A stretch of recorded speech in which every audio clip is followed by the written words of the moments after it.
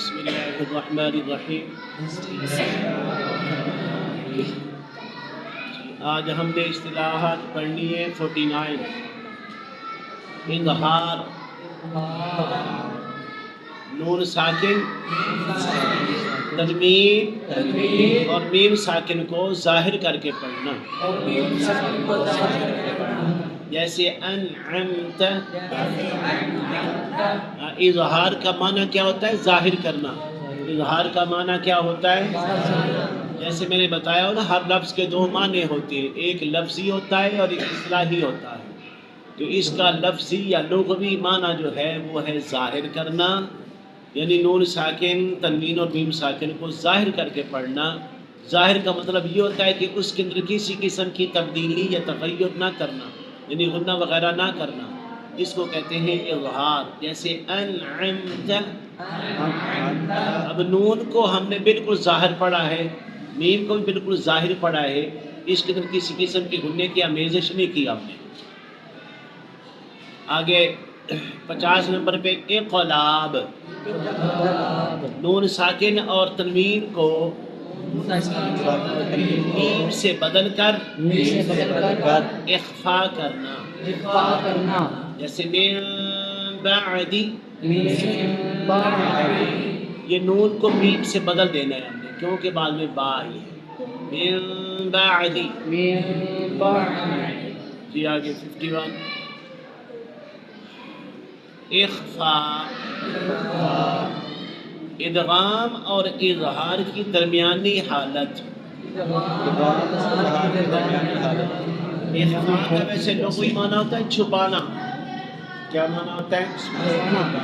تو ادغام کا معنی ملانا ہوتا ہے، اظہار کا معنی ظاہر کرنا ہوتا ہے۔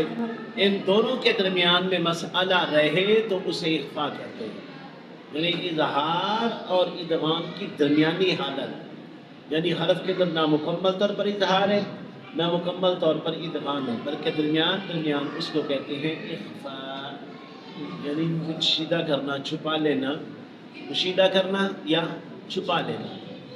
جیسے انت، اب جب زبان مخرج پہ پوری لگے گی نون کے لیے تو اظہار ہوگا ان، سمجھ آ گئی نا؟ اور پوری زبان نہیں لگے گی، درمیان میں لٹکی رہے گی تو پھر اخفا ہوگا۔ سمجھ آ گئی؟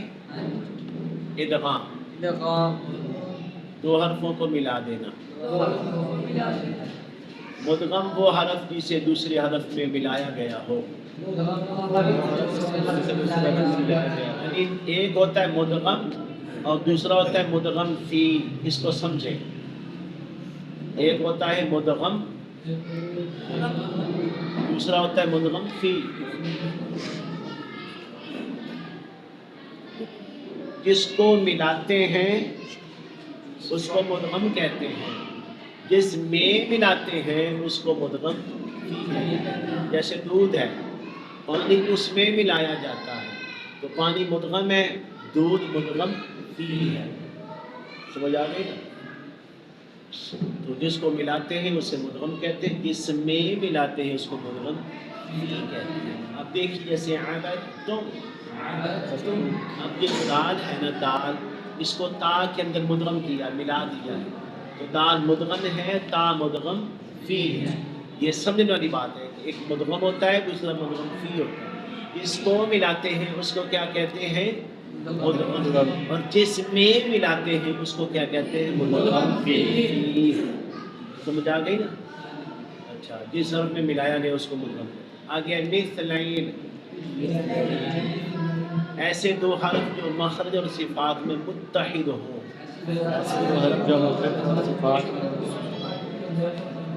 اس کو مثلین کہتے ہیں۔ اب مثلین اس کو کہیں گے جو ایک ہی حرف دوبارہ آئے گا تو وہ حرف دوبارہ جو آئے گا وہ اسی کی مثل کا ہوگا تو مثلین کہتے ہیں، یعنی ایک ہی حرف دوبارہ آ جائے تو وہ اس کا مثل ہو سکتا ہے۔ تو اب دیکھیے جیسے اس کی مثال دی انہوں نے، ایک دال ہے، اس کے بعد پھر دال آ گئی تو یہ ہم مثل ہے، دال کی مثل ہے، ورنہ کوئی 29 حروف ہے نا، ان میں سے کوئی بھی ایک حرف دوسرا اس کی مثل نہیں ہو سکتا، اسی جیسا ہو تو اس کا مثل ہو سکتا ہے. مثلین اس کو کہتے ہیں جو ایک کی طرف 2 بار آیا ہو تو اس کو ہم مثل کہتے ہیں. اچھا جیسے اذهب میں دال ہے. آگے متجانسین ایسے 2 حرف جن کا مخرج ایک ہو، یعنی ایک مخرج ہوتا ہے نا، اس سے 2 2 3 3 حروف نکلتے ہیں. جو ایک ہی مخرج سے نکلے ہوئے ہوں اس کو کیا کہتے ہیں؟ متجانسین، یعنی ان کی جنس ایک ہے. جیسے انسانوں کی جنس ہے، عورتیں یا مرد ہیں، چاہے کوئی کس قوم سے بھی تعلق رکھتے ہیں، وہ ہیں سب آدم کی اولاد. یہ ہم جنس اس لیے کہلاتے ہیں. یہ سمجھ آئے؟ ہم انسان ایک دوسرے کی جنس ہیں. کوئی گدھا انسان کی جنس نہیں ہو سکتا، بھینس یا الو کسی کا ہم جنس نہیں ہو سکتا. انسانوں کی جنس کون سے ہیں؟ انسان. جنات بھی اس کی جنس نہیں ہے.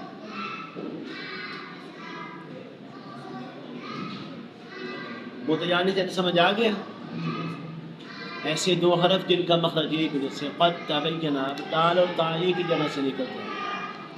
متقاربین ایسے 2 حروف جو مخرج اور صفات کے اعتبار سے قریب قریب ہوں. ایسے 2 حروف جو مخرج اور صفات کے اعتبار سے قریب قریب ہوں. جیسے من ینظر،